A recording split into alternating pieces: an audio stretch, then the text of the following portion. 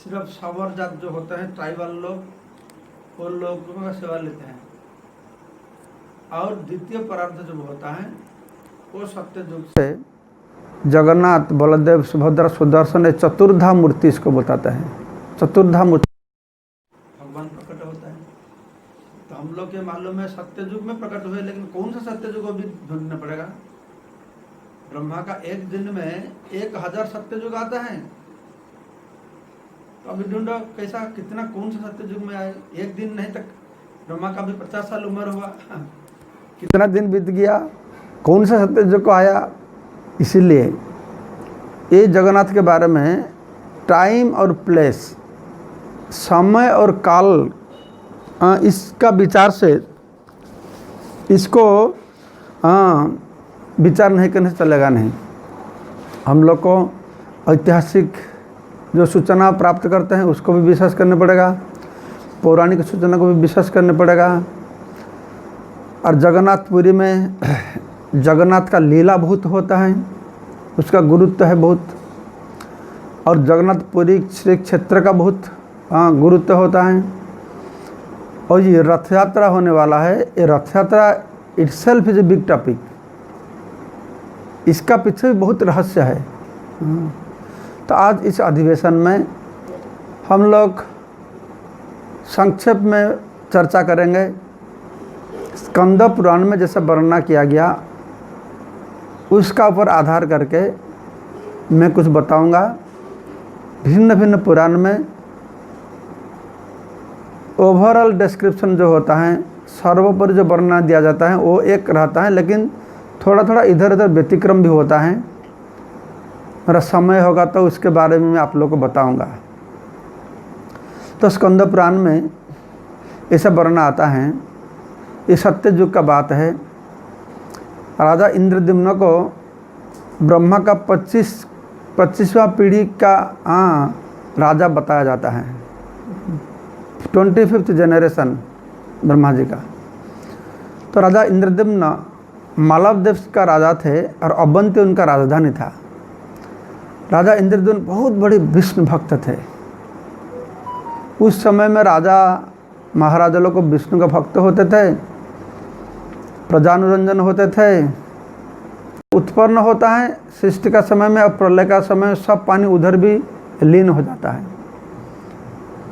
तो रोहिणी कुंड का नज़दीक में तीर देश में ये भगवान नीलमाधव वो उधर वास करते हैं। चतुर्भुज रूप है। देवता लोग आन के उनको ही पूजा करते हैं। तो ऐसा बोला कि तुम जाओ, तुम राजा मांगते हो जाने के लिए, जाने से उनको भाग्य खुल जाएगा। राजा का मन में ऐसा भाव आया, ये बहुत सौभाग्य का बात है। तो ऐसा संदेश देते हुए तो जो तीर्थयात्री थे वो अंतर्धान हो गए। तो हेड पुजारी ने, जो मुख्य पुजारी थे, तो राजा के पास आए, राजा को सब वृत्तांत बताए, ऐसा एक स्थान है। तो ये भी बताए थे तीर्थयात्री ने। और जिधर नीलमाधव उनका पश्चिम दिशा में एक सबर दीपक करके एक आश्रम है, जिधर विश्वावसु सबर राज वास करते हैं, उनको बारे में खबर दिए थे। तो राजा को जब सुना बहुत खुश हो गया, वैसा तीर्थ स्थान है, मेरा को तो अभी जाना चाहिए, मैं इधर आके क्या करूं। तो मेरा जीवन में धर्म अर्थ काम सब मेरे को मिल गया, मेरे को भी मोक्ष चाहिए, मैं अभी अभी जाऊंगा। तो पुजारी ने बताया नहीं नहीं, अब रोकिए, मैं मेरा भाई विद्यापति को पहले भेजूंगा, विद्यापति जाके सब देख के आएंगे, आपका रहने का व्यवस्था करके आएंगे, फिर बाद में आप लोग जाएंगे। तो राजा को बहुत अच्छा लगा। तो नेक्स्ट डे सुबह अच्छा मुहूर्त देख के विद्यापति 2-4 विश्वस्त लोगों को लेके रथ का ऊपर सवार होके नीलाचल धाम का ओर रवाना दे। तो रथ का ऊपर जब जाते थे बहुत खुश आता था। विद्यापति का मन में बहुत आनंद आता था। अहो भाग्य, मेरा इतना भाग्य है, मैं आज जाऊंगा, भगवान का साक्षात दर्शन करूंगा, मेरे को मुक्ति मिल जाएगा। सौभाग्य के बारे में सोचते थे। रथ के ऊपर जाते थे, हाँ बहुत राजा शोभा दर्शन करते थे। तो ऐसे जाते हुए तो जाके महानदी के किनारे पर पहुंच गए। तो महानदी के किनारे पर पहुंच के शाम का समय हो गया था। तो उधर कुछ नहा के अन्निक करके संध्या गायत्री करके विद्यापति ने विश्राम किए। तो उसके बाद फिर नेक्स्ट डे सुबह चलने लगे। तो जाके पहुँचे, वो एकाम्र कानन है। वो एकाम्र कानन में तो भगवान शिव जी है, उधर स्वयं विष्णु उनको स्थान दिए हुए बिंदु सरोवर तीर्थ महातीर्थ का किनारे पर महालिंगेश्वर लिंगराज करके जिसको मानते हैं। तो शिव एकाम्र कानन आज जिसको भुवनेश्वर बोलते हैं। तो उस समय सब तो जंगल और पहाड़ था, खुद बसत नहीं था। तो उधर जाके दर्शन किए। फिर अंदर में जाएंगे तो जाते हुए ऐसा स्थान आया तो पूरा अंधकार है, कुछ देर के नहीं पता है शाम को क्या करेंगे, कुछ मालूम नहीं होता है। तब उनको कान में कुछ आवाज़ आया, किधर नाम संकीर्तन होता है, हरि कथा होता है। तो इस आवाज़ को सुनते हुए जाके पहुंच गए। उन्होंने पहुंचे सवर दीपक जो आश्रम था, उसी आश्रम में पहुंच गए। और विद्यापति ने एकाम्र कानन से ही और नीलगिरी को दर्शन किए, जैसा तीर्थयात्री ने वर्णना किए थे। वो नीलगिरी का ऊपर कल्पवट का दर्शन किए, सुंदर शोभा का दर्शन करते थे। तो फिर जाके वो सवर दीपक आश्रम में जब पहुँचे, देखिए बहुत अच्छा सवर लोग है, लेकिन सब वैष्णव है। सब भगवान का सेवा में लगे हुए, भगवान का नाम करते हैं, भगवान का कथा करते हैं। वो जंगल में वो आदिवासी लोग है, जो आदिवासी लोगों को आजकल हम लोग ने इतना छोटा करके मानते हैं। ये हमारा पूरा जगन्नाथ संस्कृति वही आदिवासियों से ही शुरू हुआ। उस समय में जब भगवान जगन्नाथ बलदेव सुभद्रा इस चतुर्धा मूर्ति में प्रकट नहीं हुए, वो नील माधव रूप में थे। उस समय सिर्फ आदिवासियों का सेवा लेते थे और देवताओं का सेवा लेते थे। कितना भाग्यवान देखो, हाँ ये आदिवासी लोग होता है। अभी तो हम लोग उनको उपजाति करके मानते हैं, उपजाति है, हाँ, लेकिन वो असली जात का है। हम लोग सोचते हैं आदिवासी लोगों को अभी हम लोग को मेन स्ट्रीम में ले आना चाहिए, वो लोग का संस्कार अच्छा नहीं है। अरे वो लोग का संस्कार, वो लोग मेन स्ट्रीम, हम लोग नहीं लाना। वो लोग मेन स्ट्रीम में हैं, हम लोग डाइवर्ट किए मेन स्ट्रीम से। ये आधुनिक सभ्यता का कारण हम लोग डाइवर्ट हो गए। नहीं तो वो लोग का सिंपल लिविंग और हाई थिंकिंग, हाँ, जीवन यात्रा था। तो विद्यापति ने देखे तो एक ट्राइबल लोग आए, बहुत बड़ा अच्छा शरीर था, तगड़ा शरीर था, देखने के लिए बहुत ज्योतिर्मय थे और सुंदर फूल का हार पहने थे। और जब उनका आए ना, उनका शरीर सुंदर सुगंध निकलता था। देखने से मालूम होता था कौन देव पुरुष है। लेकिन वो थे विश्वावसु, सवर थे, सवरों का राजा थे विश्वावसु। तो सवर का राज विश्व देखे विद्यापति को, खूब आदर अभ्यर्थना किए। हाँ, विद्यापति परम वैष्णव है, खुश हो गए। तो उनको सब पैर का धोए और उनको खाने के लिए बताया, तुम आओ विश्राम करो थोड़ा, बहुत दूर तक तुम आज थके गए। विद्यापति ने बताया नहीं, मेरे को नील माधव का संधान करना है। हमारा राजा इंद्रद्युम्न तो उपवास करते हैं, मैं जब तक नील माधव का संबंध उनके पास नहीं पहुंचाता हूं तब तक वो खाना नहीं खाएंगे, मेरे को नील माधव देखना चाहिए। तो विश्वावसु ने बताया, हाँ मेरे को पहले से मालूम है, इंद्रद्युम्न राजा इधर आएंगे, बहुत बड़ा मंदिर बनाएंगे और इधर बहुत बड़ा शहर बैठाएंगे, ये मेरे को मालूम है। चलो मैं तुमको ले जाऊंगा नील माधव दर्शन कराने के लिए। तो सारा रात चलने लगे, जाते थे। एक जगह पर ऐसा रास्ता, बहुत संकीर्ण रास्ता था, एक आदमी जा पाएंगे। सिर्फ आवाज़ को सुनते सुनते विद्यापति उनका पीछे पीछे पीछे पीछे जाते थे। तो सुबह का समय हो गया तो नीलगिरी के ऊपर पहुंच गए। नील समुद्र का तट पर नील पर्वत है, नील पर्वत का शिखर पर नीलकंदर है, उसका अंदर में नील माधव है। तो उधर जाकर जो रोहिणी कुंड का दर्शन किए और कल्पवट अक्षयवट के दर्शन किए। तो राजा विश्ववसु ने बताए विद्यापति को, तुम जाओ इस रोहिणी कुंड में स्नान करके नील माधव को दर्शन करो। जो रोहिणी कुंड में स्नान करके नील माधव को दर्शन करते हैं उनका पुनर्जन्म नहीं होता है, वो विष्णुलोक प्राप्त होता है। तो विद्यापति का मन में तो बहुत व्यग्रता था, कैसे मैं भगवान का दर्शन करूँगा।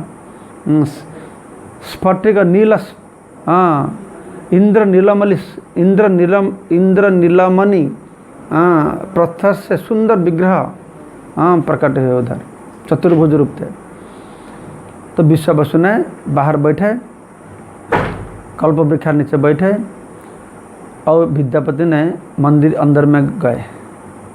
तो तब भगवान का शोभा को देखे हुए, स्कंद पुराण में भगवान का शोभा का सुंदर वर्णन आता है, मैं संक्षेप में बताऊंगा, लंबी स्टोरी है।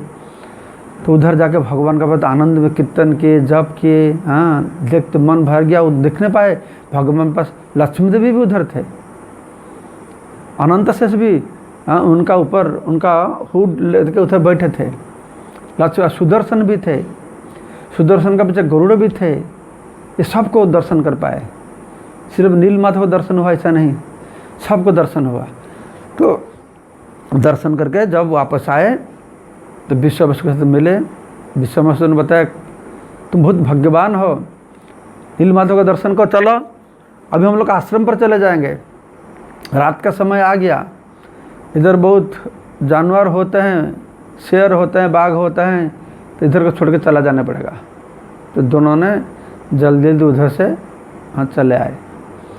तो फिर सबर दीपक आश्रम पर जब आए, सबर दीपक आश्रम पर आए तो विश्ववसु ने उनको खिलाया, बहुत सारी चीज़ खिलाया। तो जो विद्यापति ने वो प्रसाद खाने लगे, उन्होंने सोचने लगे अरे मैं राजप्रसाद में रहता हूँ, मैं तो कभी ऐसा खाना खाया नहीं, ये ट्राइबल लोग आदिवासी लोग को ऐसा खाना किधर से मिला। तो पूछा विश्ववसु को तुम इतना अच्छा चीज़ किधर से मिला। तो विश्ववसु ने मुस्कुराने लगा, बोला ये सब जो चीज़ होता है ये स्वर्ग का है, ये दिव्य खाना लेके देवता लोग आते हैं, इंद्र आता है, देवता लोग आके भगवान को ये सब चीज़ भोग चढ़ाते हैं, भगवान का नाम संकीर्तन करते हैं, नृत्य करते हैं, देवता लोग आके इसे भगवान का दर्शन करके ही इधर से जाते हैं, और जब प्रसाद रख के जाते हैं मैं उसको ले आता हूँ। तो प्रसाद लेके विद्यापति बहुत खुश हो गए। तभी विश्ववसु तुम जाओ जल्दी जल्दी बोलो तो राजा को आने के लिए, लेकिन तुम्हारा राजा जब आएगा ये नीलमाधव को दर्शन कर नहीं पाएगा, नीलमाधव अंतर्हित हो जाएंगे, नीलमाधव दर्शन नहीं कर पाएंगे। तो इसी के बारे में एक वर्णन आता है, मैं वो भी बताऊंगा आपको। तो वर्णन आता है ऐसा, उस स्कंद पुराण में वर्णन आता है क्यों नीलमाधव स्वरूप में जो भगवान थे चतुर्भुज नारायण रूप में क्यों अंतर्धान हो जाएंगे, कैसा अंतर्धान हो जाएंगे, उसके बारे में वर्णन है। तो एक बार ऐसा हुआ, आप लोग को मालूम है जो कल्पांतर में जो भगवान ब्रह्मा का एक दिन खत्म होता है तो पृथ्वी ब्रह्मांड का कुछ प्रलय हो जाता है। तो भगवान को ब्रह्मा सो जाता है, फिर प्रातःकाल में ब्रह्मा जी ने फिर सृष्टि काम करते हैं। तो एक बार ब्रह्मा ने ऐसा चिंतन करने लगे, मैं क्यों ही ब्रह्मांड को सृष्टि करता हूँ, क्यों ही जीव को मैं जन्म देता हूँ, इधर तो जीवों का सिर्फ दुख ही दुख प्राप्त होता है, मैं ऐसा एक ब्रह्मांड बनाता हूँ जिधर जीवों को सिर्फ दुख ही प्राप्त होता है। तो ऐसा उनका मन में ये बद्ध जीवों के प्रति थोड़ा सहानुभूति आ गया। तो ब्रह्मा ने भगवान विष्णु के पास गए, ब्रह्मा ने विष्णु को बताया, प्रभु आप मेरे को सृष्टिकर्ता बनाए तो मैं ऐसा कुछ सृष्टि करता हूँ जिधर लोगों को दुख ही दुख प्राप्त होता है, आप कुछ उपाय बता दीजिए जीवों को कैसा उद्धार मिलेगा। ब्रह्मा को मालूम है जीवों को उद्धार पाने के लिए भगवान कितना सारे उपाय किए, कर्मकांड किए, ज्ञान ध्यान योग भक्ति बहुत सारे उपाय दिए हुए, साधना का पद्धति दिए हुए। लेकिन ब्रह्मा ने चिंता की ये लोगों को साधना का पद्धति कोई इच्छा नहीं, प्रवृत्ति नहीं है, एक ऐसा व्यवस्था कर दीजिए खूब आसानी से लोगों वैकुंठ जा पाएंगे। तो भगवान विष्णु ने बताया, तुम एक काम करो, तुम नीलाचल धाम पर जाओ, उधर समुद्र दक्षिण समुद्र का किनारे पर जो नीलाचल धाम है, तुम उधर जाके तपस्या करो। तुम्हारा तपस्या से संतुष्ट होके मैं सारा जगत मर्त्य लोक वशिष्ठ जगतवासियों को दर्शन दूंगा। आज तक तो दर्शन और नीलमाधव रूप में थे, ये सबको दर्शन नहीं मिलता था, तो मैं सबको दर्शन दूंगा। तो ब्रह्मा जी जाके गए उधर तपस्या करने के लिए। देख बहुत सुंदर जगह, ब्रह्मा जी जिधर उतरे उधर से आसमान से ब्रह्मलोक से, उसी स्थान अभी भी है, उसी स्थान को ब्रह्मगिरी बोला जाता है। तो ब्रह्मा ने देखे वो तपस्या करने के लिए इतना सुंदर स्थान है, तो ब्रह्मा जी ने खूब तीव्र तपस्या करने शुरू कर दिए कि उनका तपस्या से संतुष्ट होकर भगवान विष्णु ने जगतवासियों को साक्षात दर्शन देंगे, जिसको दर्शन करते हुए जीव का मुक्ति लाभ करेंगे। जितना सारी पाप है सब पाप से छुटकारा होगा मिलेगा, ये दर्शन इतना महान होता है। तो सब ब्रह्मांड में ये संवाद फैल गया, जब ब्रह्मा जी तपस्या कर रहे हैं, भगवान साक्षात दर्शन देंगे, नारायण सबको दर्शन देंगे, दर्शन प्राप्त करके हर लोग भगवान को भगवत धाम पर जाएंगे।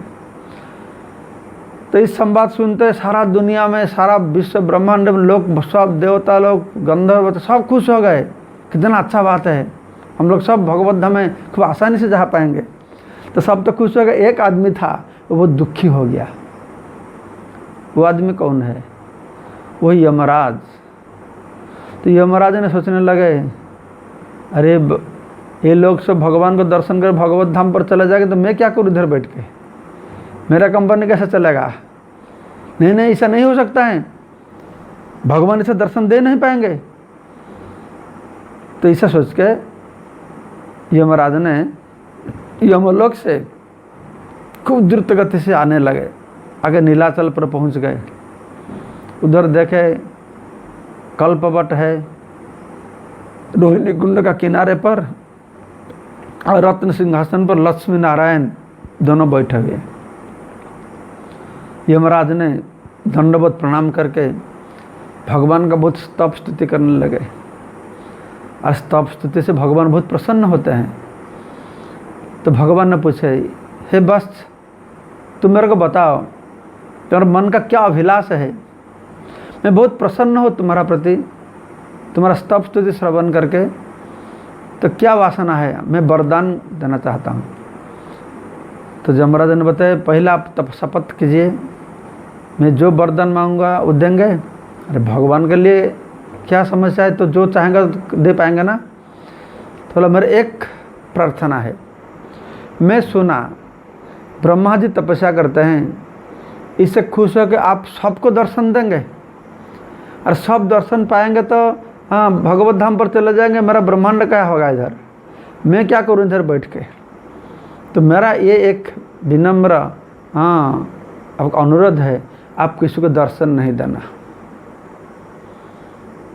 वो समस्या में पड़ गए। तो लक्ष्मी देवी नारायण का ओर देखते हैं, नारायण लक्ष्मी देवी का ओर देखते हैं, अभी क्या करेंगे? अभी ब्रह्मा जी तपस्या करते हैं दर्शन देने के लिए सबको। यमराज बोलते हैं नहीं, दर्शन मत दो।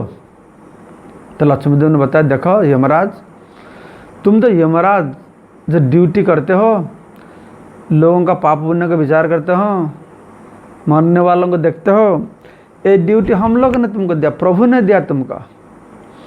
तुम्हारा जितना अधिकार है, ये हमारा जो नीलाचल धाम होता है, पंचक्रोश, ये पंचकोश का बाहर तुम्हारा अधिकार है, इसका अंदर तुम्हारा अधिकार नहीं है। पंचकोश में जितना सारी जीव होता है वो जीवों का ऊपर तुम पाप पुण्य विचार कर नहीं पाएंगे। भगवान स्वयं प्रभु उनका पाप पुण्य विचार करेंगे। अरे जो स्थान है ये हमारा नित्य निवास है, इससे हम लोग दूसरा जगह पर नहीं जा पाएंगे। हमारा कुछ नहीं, ये स्थान हमारा नित्य स्थान है, ये पुरुषोत्तम क्षेत्र है, ये नीलागिरी नीलाचल धाम है। तो अभी क्या करें, ब्रह्मा को भी संतुष्ट करना पड़ेगा और यमराज को भी संतुष्ट करना पड़ेगा। इसलिए नारायण ने बताया, देखो ब्रह्मा जी को बुलाए, यमराज तो थे सामने में, तो दोनों को बताया तुम दोनों का वासना पूर्ण हो गए। यमराज को बताया तुम्हारा इच्छा हम लोग दर्शन नहीं देना, वही होगा। हम लोग आपको स्वर्ण बाली है, रेती बाली होता है ना, सैंड, गोल्डन सैंड। उस समय वो जो नीलाचल पर्वत था समुद्र का किनारे पर, वो नीलाचल पर्वत चार और सोने का गोल्डन सैंड, सोने का रेतिया बाली, धूली होता था, सोने का धूली। तो उन्होंने बताए ऐसा होगा, तुम्हारा वासना पूर्ण होगा।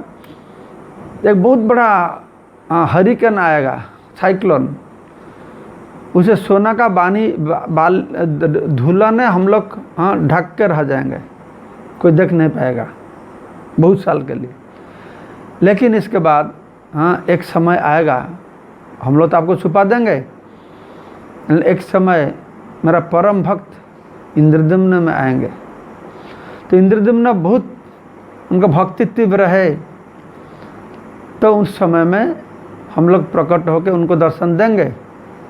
लेकिन इस स्वरूप में नहीं, उस समय में हम लोग दारू ब्रह्म रूप में प्रकट होकर उनको दर्शन देंगे।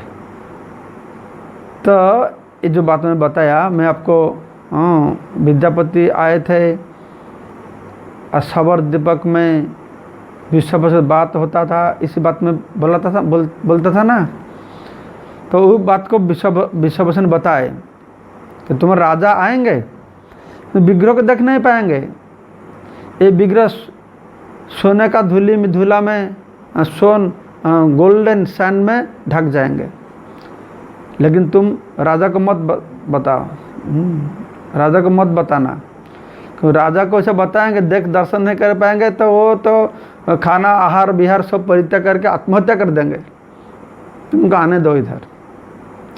तो एक माला दिया, देवता लोग जो माला दिए थे वो माला दिया, बोला ये माला लेकर जाओ तुम राजा को दे दो। तो विद्यापति ने उसी माला को लेके मालवदेश अवंती नगर में आए। तब तक राजा इंद्रद्युम्न में वो उपवास करके खाना पीना सब छोड़ के भगवान का ध्यान में लगे रहे थे। आज जब विद्यापति आने का संवाद मिल गया तो राजा ने खुश होकर आए उनको स्वागत करने के लिए। और सब मंत्री सेनापति सबको लेके विद्यापति ने बताएंगे। तो विद्यापति ने सब वर्णना किए, जो जो देखा हुआ था, जैसे दर्शन हुआ, सबका वर्णना किया। राजा को इतना आनंद हुआ। राजा विद्यापति का हाथ में जो माला को देखा, विद्यापति ने वो हार था, हार सुंदर हार था, फूल का हार को राजा को पहनाया। तो राजा उसको पहन कर अनुभव किया, मैं जैसा नील माधव को दर्शन करता हूँ, ऐसा अनुभव हुआ, इतना आनंद मग्न हो गया। तो विद्यापति ने बताया ये हार देवता लोग स्वर्ग का हार है, ये फूल में जो सुगंध है, खुशबू है, वो कभी ख़त्म नहीं होने वाला है। ये जो फूल का हार है कभी सूखना नहीं है, ये हर समय ऐसा तेजी रहेंगे, ये नील माधव का हार है। तो सब वर्णना किया। तो वो लोग चर्चा की। तो ठीक है, राजा ने बताया तो मेरे को इधर का क्या फ़ायदा है, चलो हम लोग सब नीलाचल धाम जाएंगे। मंत्री सेनापति सब जितने राज परिवार थे, बिजनेसमैन थे, व्यवसाय लोग, सब राजा लोग, सब हम लोग जाएंगे उधर। तो सब तैयारी होने जाने के। तो जो ज्योतिष थे उनको पूछे तुम अच्छा मुहूर्त निकालो, कब हमारा यात्रा शुरू होगा, ये मालूम में रह के कोई फ़ायदा नहीं, हम लोग सब उधर जाएंगे। तो ऐसा परिकल्पना करते थे। शाम को तो नारद मुनि आके पहुंच गए। तो नारद मुनि को हाँ सब बताए, हाँ राजा इंद्रदम्न ने। तो बोले तो आप भी आइए। नारद मुनि बताए तो तुम देखो राजा इंद्रदम्न, तुम इतना महान हो, आज सारा ब्रह्मांड में तुम्हारा महिमा वर्णना हो रहा है, तुम ब्रह्मा का वंशधर हो, देवता लोग सब लोग अपेक्षा करके बैठे हाँ तुम्हारे लिए। तो बहुत खुश होगा नारद, ठीक है काल सुबह में हम दोनों जाएंगे। तो नेक्स्ट डे सुबह सुबह शुभ मुहूर्त देखे, ब्राह्मण लोग ने वेद पाठ करने शुरू किए। राजा इंद्रदम्न के रथ पर सवार हुए और उनका ऊपर एक छोटा बड़ा आसन करके नारद मुनि को भी बैठाए एक ही रथ पर। और जितना लोग थे सब बहुत रथ पर, और जन राज्यवासी थे कि घोड़े का ऊपर, कोई ऊँट का ऊपर, भिन्न भिन्न वाहन लेके सब छूटने लगे। उड्र देश, उड़ीसा का और उत्कल का और नीलाचल धाम का और छूटने लगे। तो जब रास्ता में जाते थे तो नारद मुनि भगवान का कथा सुनाते थे। तो ऐसा होते हुए शाम का समय हो गया। तो सब जाके महानदी का किनारे पर पहुंच गए। तो रात को अवस्थान करेंगे, तो टेंट लगा दिए, सब टेंट में रहे। तो रात को ऐसा हुआ, उस समय वो जो उड़ीसा है उसका नाम था उड्र देश, उड़ीसा का नाम उत्कल है, उड्र देश था। उड्र देश से अभी उड़ीसा बोलते हैं। तो उड्र देश का राजा आया, वो भी सैन्य सामंत लेकर आता था। तो जब सब इंद्रदम्न का सैन्य सामंत लोग देखे उड़ीसा उड्र देश का राजा आ रहा है, ये लोगों ने सोचे वो युद्ध करने के लिए आ रहा है। तो साथ जाके इंद्रदम्न को बताए जो उड्र देश का राजा आ रहा है युद्ध करने के लिए। इंद्रदम्न ने कुछ स्थिर बुद्धि थे, नहीं ऐसा नहीं, उसको बोला अंदर बोला। तो उड्र देश का राजा को अंदर बोला के ले आए।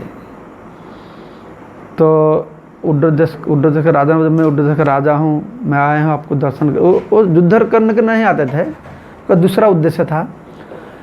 तो राजा इंद्रदम्न पूछे आपका कैसा है, सब कुशल है, आपका विष्णु भक्ति होता है, देश में सब कुछ ठीक है? तो तब बताए हाँ सब कुछ ठीक था, लेकिन अब ठीक नहीं है। ना क्यों? ना हमारा देश में नील माधव थे, लेकिन हमारा दुर्भाग्य के कारण नील माधव अभी अंतर्धान हो गए। इसके कारण हमारा देश में दुर्भिक्ष हो गया, लोगों को खाना नहीं मिलते हैं, बहुत दुखी है। अभी आप आ रहे हैं तो मैं सोचता हूँ मेरा देश का कुछ मंगल होगा। तो राजा इंद्रदम्न आश्चर्य हो गए, नील माधव अंतर्धान हो गए? क्यों? राजा इंद्रदम्न तो जाते हैं नील माधव दर्शन करने के लिए। नील माधव अंतर्धान हो गए, सुनते वो मूर्छा को गिर पड़े। फिर उड़ीसा का राजा चले गए, उड्र देश का राजा चले गए। फिर नारद मुनि ने राजा इंद्रदम्न को बहुत समझाए, आश्वासन दिए, नहीं ऐसा तुम चिंता मत करो, तुम्हारा जितना तीव्र भक्ति है ना, भगवान जिधर से होने से भी तुमको दर्शन देंगे, तुम चिंता मत करो, भगवान आएंगे दर्शन देंगे। भगवान किस रूप में दर्शन देंगे तो नारद मुनि को मालूम था। तो नेक्स्ट डे रात को सब सो गए। नेक्स्ट डे सुबह नदी पार होके फिर चलने लगे, फिर आगे बढ़ने लगे। तो एक जगह पर पहुँचे तो बहुत जोर से शंख ध्वनि हुआ, बहुत स्तब्ध स्थिति सुना। तो उधर गए तो नारद मुनि देखो बोले, बताया देखो ये एकाम्र कानन है, ये एकाम्र कानन में भगवान शिव वास करते हैं। ये विष्णु का निर्देश से भगवान शिव इधर अवस्थान करते हैं बिंदु सरोवर का किनारे पर। ये भगवान शिव एकाम्र कानन अभी जो भुवनेश्वर है, शंख चक्र गदा पद्म, उड़ीसा में ये 4 धाम होता है, शंख चक्र गदा और पद्म। तो पुरी होता है शंख क्षेत्र, और भुवनेश्वर एकाम्र कानन होता है चक्र क्षेत्र, जाजपुर होता है गदा क्षेत्र, और कोणार्क होता है पद्म क्षेत्र। ये चारों क्षेत्रों में शंख क्षेत्र सबसे श्रेष्ठ होता है, और चक्र क्षेत्र में भगवान महादेव उधर वास करते हैं। तो उधर जाके महादेव को दर्शन के, महादेव साक्षात दर्शन दिए। इंद्रदेव से बात भी किए। फिर महादेव ने नारद मुनि को एक एकांत जगह पर लेकर बताए, क्या कहा कि सब बताए। तुम लोग जाते हो लेकिन तो भगवान का दर्शन नहीं कर पाएंगे, कैसे भगवान दारू ब्रह्म में आएंगे, चतुर्धा मूर्ति रूप में दर्शन देंगे, ये सब कुछ बताए थे। तो इसके बाद फिर नारद मुनि रास्ता दिखाते हुए तो राजा इंद्रदम्न को लेके गए, नीलाचल पर्वत पर गए। और मैं संक्षेप में बताता हूँ, और लंबी वर्णना है। मैं श्री जगन्नाथ करके एक किताब प्रकाश किया, उसमें से ये पूरा वर्णना किया गया स्कंद पुराण का अनुसार। तो उधर जाकर तो भगवान को नीलमाधव को दर्शन नहीं हुआ, जो जिस स्थान पर नीलमाधव थे उस स्थान को प्रणाम किए। फिर नारद मुनि ने उन लोग को लेके, तो भगवान 8 रूप में उधर वास करते हैं। उसमें से एक है नीलकंठ महादेव, अभी भी वो मंदिर है। आप लोग जाएंगे, जो इंद्रद्युम्न सरोवर है उनके किनार पर नीलकंठ महादेव होता है। तो सब सैन्य सामंत लेकर राजा ने अभी जो एरिया में गुंडीचा मंदिर है उसी एरिया में वो लोग टेंट लगाए, रहने के लिए व्यवस्था किए। तो उधर अवस्थान किया। और नरसिंह भगवान नारद मुनि ने बताया, मैं जा रहा हूँ, 4 दिन में आ जाऊँगा, तो पहले नरसिंह भगवान को पूजा करना पड़ेगा। तो उधर नरसिंह भगवान को लेकर आए। विश्वकर्मा का छोटा भाई 4 दिन में बहुत सुंदर मंदिर बनाया। उधर नरसिंह भगवान को प्रतिष्ठा किए, और नरसिंह भगवान का रूप भी बना। अभी भी एक नरसिंह मूर्ति है गुंडीचा मंदिर में। अब जब जगन्नाथ मंदिर में जाएंगे, उधर जगन्नाथ मंदिर का अंदर में वो टेम्पल कैंपस में जो मुक्ति मंडप का पास एक नरसिंह भगवान है। ऐसा बोला जाता है जगन्नाथ मंदिर पहले से और नरसिंह मंदिर उधर है। ये जगन्नाथपुर को नरसिंह क्षेत्र बताते हैं। भगवान यज्ञ नरसिंह रूप में यज्ञ से आविर्भूत हुए थे, फिर शांत होकर जगन्नाथ रूप को धारण किए थे, ऐसा भी वर्णना आता है। तो पहले नरसिंह भगवान जगन्नाथपुर में, जो जगन्नाथ को पूजा होता है ना, जगन्नाथ का सेपरेट कोई मंत्र नहीं है, वो नरसिंह मंत्र में पूजा होता है और गोपाल मंत्र में पूजा होता है। ये जगन्नाथ अभिन्न कृष्ण है, इसलिए गोपाल मंत्र नरसिंह मंदिर में पूजा होता है। तो इसके बाद ऐसा वर्णना आता है, देखो वो ये स्कंद पुराण जो वर्णना आया, नारद मुनि ने बताए, एक बहुत दिव्य पेड़ है, वृक्ष है। उनका बताने का उन्होंने बताया, ये भगवान विष्णु का लोम, शरीर का जो लोम हेयर गिरा, उसी से ये पेड़ हुआ। ये दिव्य वृक्ष है। तो इससे हमको विग्रह बनाना चाहिए। तो विग्रह बनाए थे। विग्रह बनाने के लिए 15 दिन लगा था। 15 दिन के बीच में जो विग्रह भी हम लोग देखते हैं, उसी विग्रह 15 दिन में प्रकट हुआ था। ये ऐसा एक वर्णना आता है स्कंद पुराण में। और भी एक तरीका वर्णना आता है। तो राजा को सपने में ये आया, भगवान ने बताया, जब मैं बांकी मुहान में आके दरिया में तैरते हुए लकड़ी रूप में दारू ब्रह्म रूप में आऊँगा, तो मेरे को लेकर तुम मेरा विग्रह बनाओ। तो फिर राजा ने दरिया के पास गए, बांकी मुहान में गए, उस स्थान अभी भी है। तो उधर जाकर देखे, वो लकड़ी तैरते हुए आ रहा है, वो दिव्य, एक पुराण में लिखा होता है दिव्य वृक्ष से बना गया। आजकल जैसा नवकलेवर होता है तो एक दिव्य वृक्ष होता है, उनका को मार्क होता है, चिन्ह होता है, शंख चक्र गदा पद्म चिन्ह होता है। वैसा दिव्य वृक्ष पहला जो विग्रह बना था उस वृक्ष से बना था। लेकिन और भी वर्णना आता है, जो समुद्र में तैरते हुए लकड़ी आए दारू ब्रह्म रूप में।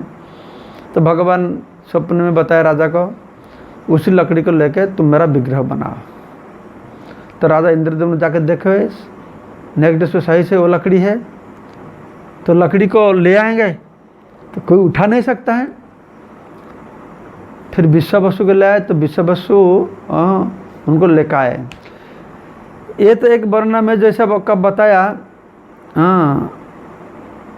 जब विश्वावसु उनको देखा, विश्वावसु ले गया, ये ऐसे का वर्णन है। लेकिन उड़ीसा में और एक पुराण में ऐसा वर्णन आता है। तो विद्यापति ने गए, जाके विश्वावसु घर के पर पहुंच गए। तो विश्वावसु की एक लड़की थी, उनका नाम ललिता थी। तो ललिता का साथ उनका प्यार हुआ, और ललिता एक ही लड़की थी विश्वावसु राजा का। तो उनको साथ विद्यापति उनका शादी किए। तो शादी करके वो तो भगवान का खोज में गए थे, किधर मिलेगा वो ढूंढते थे, छद्मवेश में थे, किसी को नहीं बोलते थे, तो उधर जमाता बन के रह गए। तो एक दिन विद्यापति ने देखा, जब ये विश्वावसु हर रोज़ किधर चला जाता है, फिर शाम को आता है, और जब आता है उनका शरीर से सुगंध निकलता है, दिव्य चंदन। तो विश्वावसु ने उनका पत्नी ललिता को पूछे, तुम्हारे पिताजी किधर जाते हैं? सुबह जाते हैं, शाम को आता है, इतना सुंदर धूप, चंदन, अगूर का गंधा आता है। तो ललिता ने बताया, मेरा पिताजी नीलमाधव के पास जाता है। तब विद्यापति, अरे मैं तो नीलमाधव का संधान में आया हूँ। तो विद्यापति ने बताया ललिता को, तुम थोड़ा पिता को तुम्हारा बताओ, मेरा को नीलमाधव को दर्शन करा देंगे। ललिता ने बताया, नहीं नहीं, ये नहीं हो सकता है, पिताजी मेरे को मार डालेंगे, पिताजी मेरे को बताए किसी को नीलमाधव को संधान नहीं देना। तो मैं बोल दिया तो तुम उधर नहीं जा पाएंगे।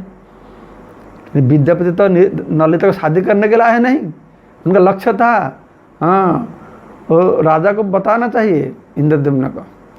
तो बोला, मैं तुम्हारा स्वामी हूँ, तुम जाके कैसे व्यवस्था करो। तो ललिता जाके उनका पिताजी विश्वावसु को बताए, जब मेरा स्वामी चाहते हैं थोड़ा नीलमाधव को दर्शन करेंगे। और जब सुना विश्वावसु बहुत गुस्सा किया, तुम क्यों बताया, बहुत गुस्सा किया। लेकिन उनका एकमात्र लड़की है, पुत्री है, क्या करेंगे, उनका प्रति स्नेह ममता है ना। तो बोले ठीक है, तुम चाहते हो तो मैं विद्यापति को ले जाऊंगा, मैं विग्रह दर्शन कराऊंगा, लेकिन रास्ता नहीं दिखाऊंगा, रास्ता नहीं दिखाऊंगा। तो ललिता बोला ठीक है, उनका आँखों बंद कर दे के लेके दर्शन करा दो। तो फिर विश्वावसु ने विद्यापति का आँखों पट्टी तक बंद कर दिए, अभी हो जाएंगे। तो किधर लिखा है, विद्यापति हाथ में सरसे के बीज लेके गए थे, सरसे के सीड्स बीज लेके गए थे। और कोई पर लिखा है ललिता ऐसा किया था, जब विद्यापति जाते थे उनका आँख बंद था, तो विश्वावसु सवर ने उनका हाथ को पकड़ते पकड़ते जाते थे आगे, और पीछे ललिता उनका हाथ में सरसे का बीज दे दिए, तुम जो जाएंगे इसको रास्ता में बिखरते हुए फेंकते हुए जाएंगे। तो जब बारिश का दिन आएगा, सरसे का पेड़ पौधा होगा, तब तो उसको देख के आप जा पाएंगे। तो विद्यापति ने सही तो बहुत चतुर है लड़की, तो उसको लेके गए। तो उस लोग जाए, वर्णन ऐसा आता है एक शास्त्र में। तो तब गए, तो जाके पहुंच गए रोहिणी कुंड के पास।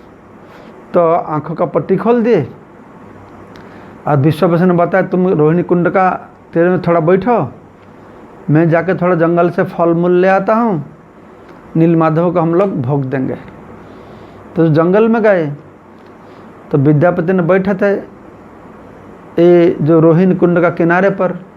तो विद्यापति ने देखा एक कौवा पेड़ में बैठा था, तो उधर गिर पड़ा, और जब पानी में गिरा साथ साथ चतुर्भुज रूप धारण करके वैकुंठ धाम चला गया।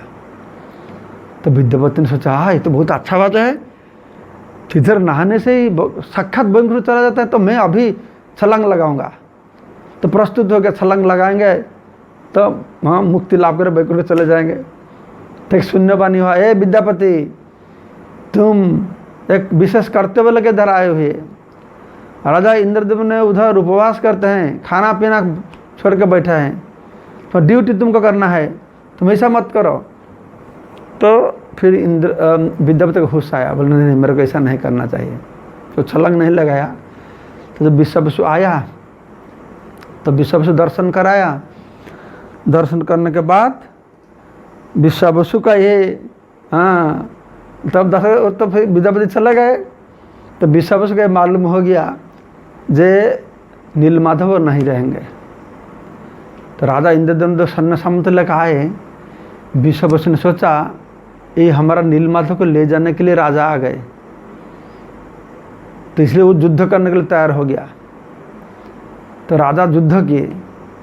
युद्ध में विश्वावसु जब परास्त हो गया तो देखिए इधर विग्रह नहीं है। तो राजा ने सोचा विश्वावसु विग्रह को छुपा के रखा है, और विश्वावसु ने सोचा ये राजा ने चोरी करके ले गया। तो दोनों का बीच में बहुत बड़ा युद्ध हुआ।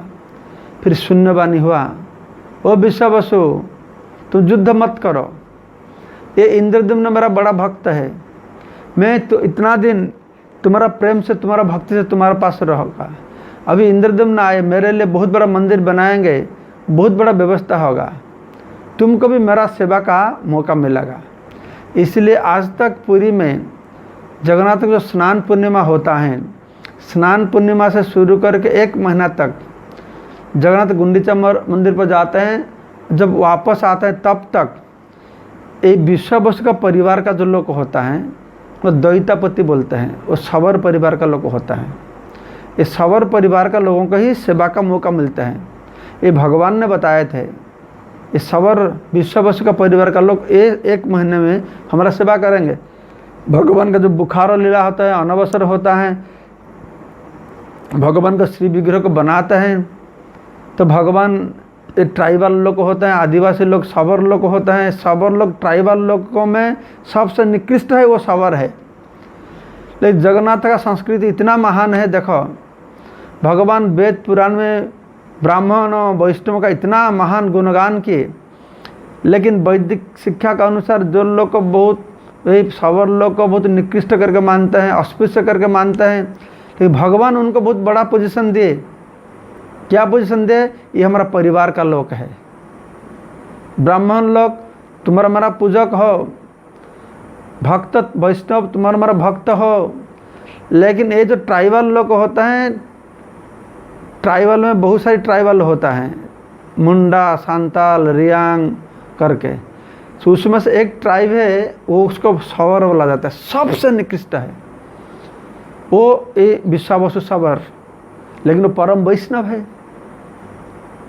तो भगवान ये जो दैतापति होता है वो परिवार लोग, वो भगवान का परिवार का लोग मानते हैं। भगवान जो नवकलेवर होता है, किसी का घर में किसी का मौत हो जाने से जैसे शुद्ध होता है, श्राद्ध होता है, सब करता है ना, ये दैतापति लोग ऐसा ही करते हैं।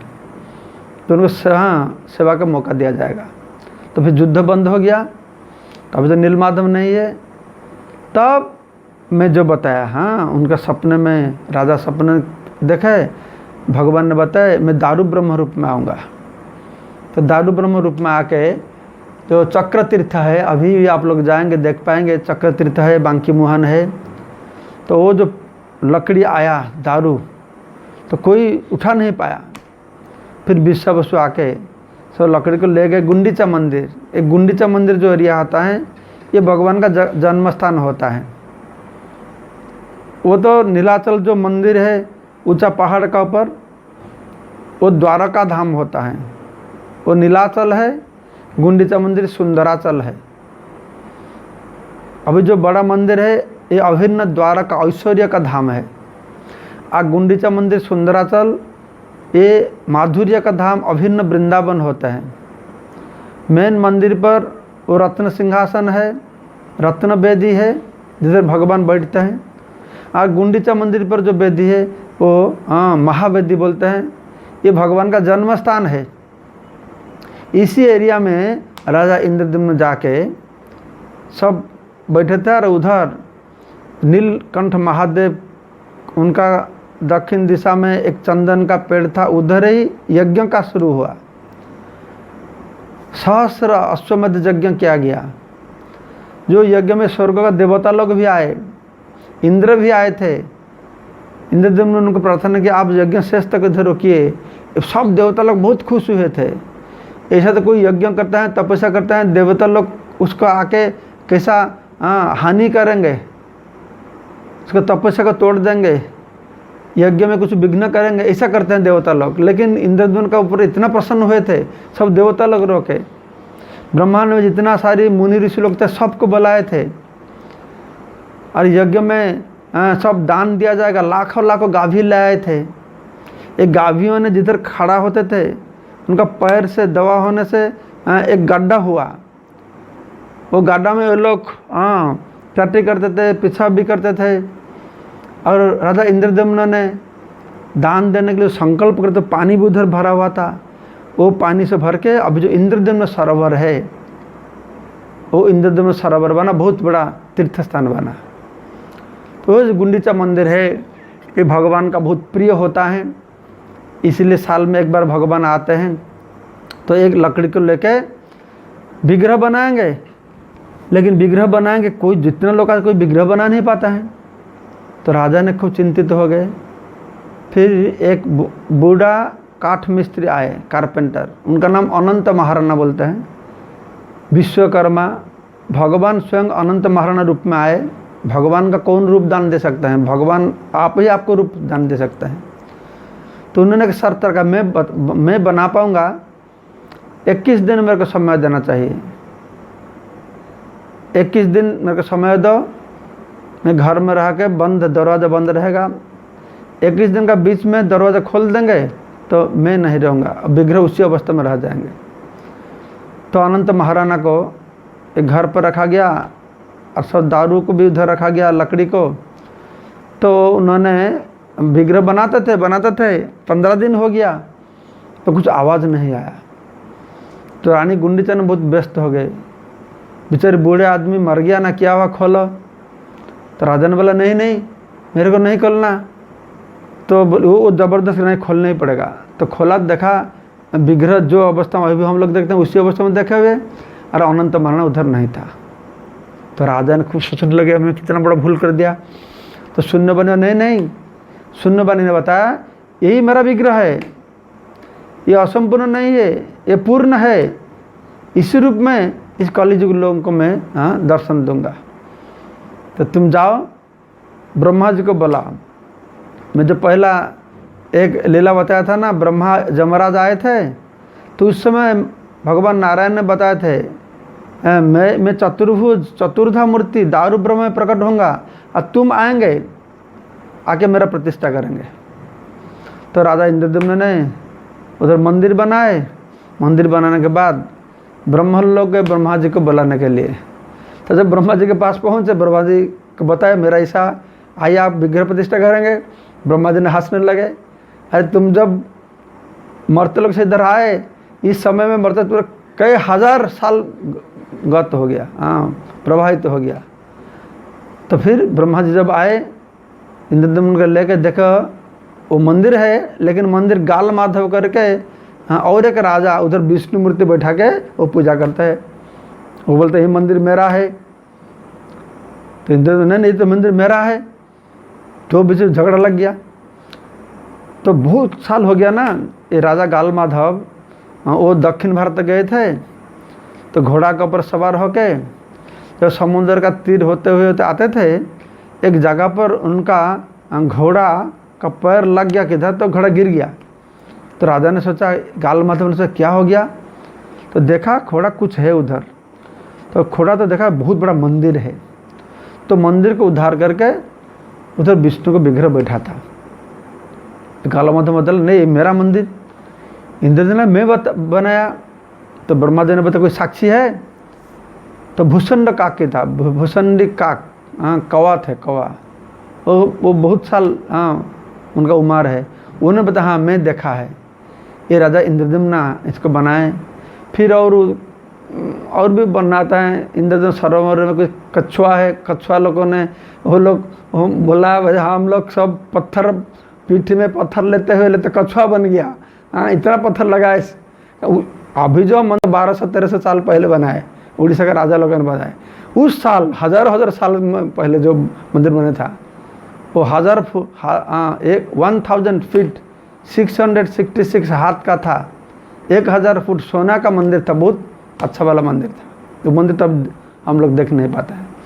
तो ऐसा करके फिर से भगवान का प्रतिष्ठा किया गया। भगवान जगन्नाथ बलदेव सुभद्रा सुदर्शन प्रतिष्ठा किया गया। ब्रह्मा जी स्वयं प्रतिष्ठा किए। प्रतिष्ठा करने के बाद तो जगन्नाथ ने राजा इंद्रद्युम्न को पूछे, तुम कुछ वर मांगो, क्या वर चाहिए। राजा इंद्रद्युम्न ने बताए, मेरे को कुछ वर नहीं चाहिए, मैं बहुत खुश हूँ। नहीं कुछ वर चाहिए, मांगिए। तो इंद्रद्युम्न बताए, एक वर मेरे को दीजिए। अब 3 वर मांगे थे। तो पहला वर था, अब ये वरदान दे दीजिए, मेरा वंश में कोई पुत्र नहीं होगा। जगन्नाथ ने पूछा, इससे किस्सा है, सब लोग तो पुत्र मांगते हैं, तुमको पुत्र नहीं चाहिए। नहीं, पुत्र होगा तो और का अहंकार होगा। वो बताए, मेरा पिताजी का मंदिर है, आप जगत का नाथ हो, ये जगतवासियों का मंदिर है, सबके लिए। ऐसा नहीं वो दाबी करेगा मेरा पिताजी का मंदिर है, इसलिए मेरा वंश में कोई पुत्र नहीं होना। तो भगवान बोले, तथास्तु। तो गुंडीचा देवी दुखी हो गई, अरे मेरा पुत्र नहीं होगी, पुत्र नहीं होगा तो मेरा श्राद्ध कौन करेगा। तो भगवान बोलते, ठीक है, मैं तुम्हारा पुत्र बन गया। तब से ये महालय का समय में जगन्नाथ आके मदन मोहन रूप में इंद्रद्युम्न गुंडीचा का श्राद्ध करते हैं। तब जगन्नाथ ने बताया गुंडीचा को, ये मेरा जन्म स्थान है, मैं साल में एक बार तुम्हारा मंदिर में, गुंडीचा मंदिर में आऊँगा। इसीलिए रथ यात्रा को गुंडीचा यात्रा करके बोलते हैं। गुंडीचा यात्रा, घोष यात्रा, ऐसा करके मानते हैं। 9 दिन यात्रा, 9 दिन के लिए 9 दिन यात्रा, ऐसा करके मानते हैं। और दूसरा वर मांगो। दूसरा वरदान वो मांगे थे, एक कृपा कर दीजिए, आप प्रभु सारा दिन खाते रहेंगे, आप खाना खाएंगे, हाथ धोएंगे, हाथ सूखने से पहले फिर आपको खाने पड़ेगा, जिससे आपका प्रसाद सब लोग पाएंगे, प्रसाद लेके भगवत धाम चले जाएंगे। तो भगवान ने सोचने लगे, तो बहुत अच्छा बात है, तथास्तु। हाँ, तो तीसरा वर क्या था ना, आप नहीं सोना, सारा दिन आपका जो दर्शन लेंगे, कृपा कटाक्ष कृपादिष्ट लोग का ऊपर पड़ेगा, तो 2 घंटा आपका मंदिर बंद रहेगा। तो अभी भी आप जाइए पुरी में, 1 बजे 2 बजे तक मंदिर खुला है। 2-3 घंटा के लिए मंदिर बंद होता है। जब मंदिर बंद होता है, भगवान सोते नहीं, तो उस समय देवता लोग आते हैं भगवान का दर्शन करने के लिए, भगवान के साथ मीटिंग करने के लिए, विचार करने के लिए। देवता लोग के लिए मैं सुना प्रसाद रखा जाता है, वो लोग प्रसाद भी लेते हैं। ऐसे सारी वर्णना आता है, बहुत सारी वर्णना आता है शास्त्र में, जो कलि युग में हम लोग का दुर्भाग्य के कारण ऐसा नहीं होता है, लेकिन ये सब बात सही है, ऐसा हम लोग को मानना चाहिए। तो ऐसा करके भगवान का आविर्भाव के बारे में मैं कुछ बताया। तो इसके बारे में मैं श्री जगन्नाथ किताब प्रकाश किया, जिसमें भगवान का बहुत सारी लीला है, सुंदर सुंदर लीला। श्री क्षेत्र परिक्रमा, उसी किताब में पुरी के बारे में सब कुछ वर्णना किया गया। रिसेंटली रथ यात्रा के बारे में किताब है, जिसमें से आप लोग को सब कुछ ये सब डिटेल वर्णना आप लोग को मिलेगा। तो सबको बहुत बहुत धन्यवाद। जय जगन्नाथ, जय बलदेव, जय सुभद्रा। इस साल हम लोग का दुर्भाग्य के कारण भगवान को देख नहीं पाएंगे रथ का ऊपर, लेकिन इस्कन का ओर से हम लोग एक डिजिटल रथ यात्रा करते हैं सारा पृथ्वी घूमने के लिए 22 तारीख और 23 तारीख को जून। हमारे जो मायापुर में जो जगन्नाथ बलदेव सुभद्रा है, शास्त्र में बताते हैं मायापुर में जगन्नाथ सुभद्रा को दर्शन करने से, बलदेव को दर्शन करने से, पुरी में दर्शन करने का जो फल है वही फल प्राप्त होता है।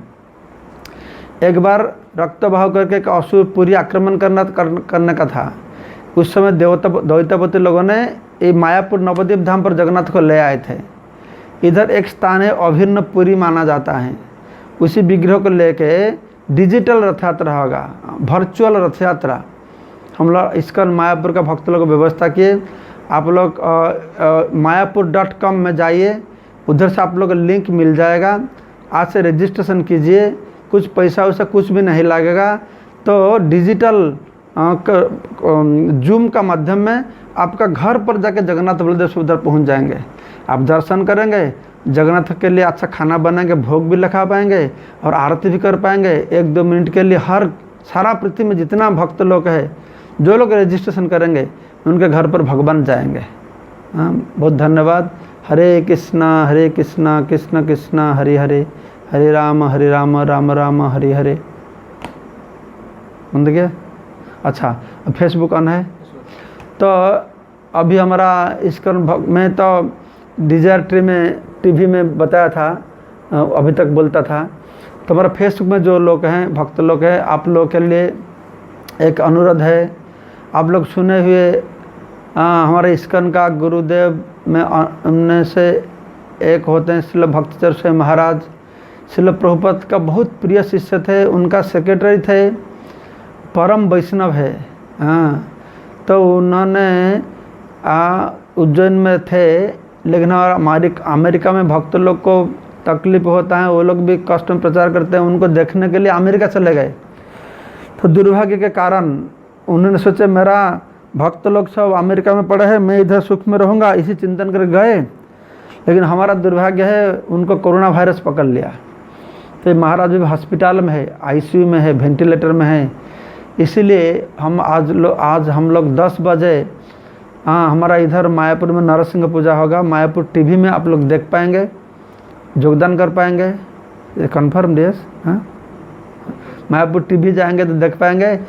और आप लोग के पास ये प्रार्थना है, आप महाराज के लिए जप कीजिए, संकीर्तन कीजिए, भगवान के पास प्रार्थना कीजिए, क्योंकि प्रेयर्स बहुत पावरफुल होता है। और आप लोग से प्रेयर करेंगे तो हम लोग महाराज को फिर सुस्त होकर देखना चाहते हैं। महाराज अमेरिका में एक बहुत बड़ा हॉस्पिटल में अभी एडमिटेड हुए।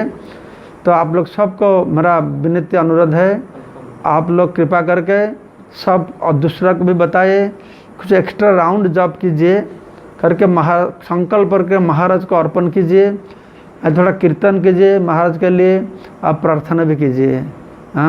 हरे कृष्णा। जय श्री भक्तचर स्वामी महाराज की जय। So now we have to pack and go to Mayapur. So to prepare everything to go there.